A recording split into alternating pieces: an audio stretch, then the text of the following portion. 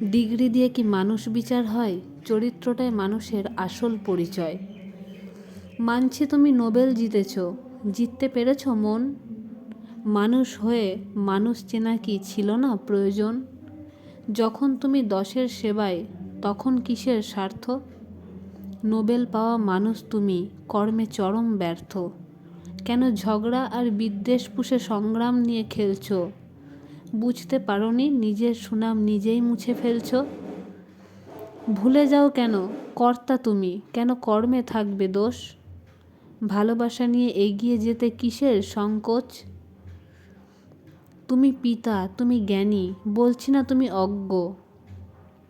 হৃদয় দিয়ে বিচার করো, হৃদয়ের বিশেষজ্ঞ। মানুষ শুধু ভালোবাসা চায়, তাই ভালোবেসে পাশে দাঁড়াও।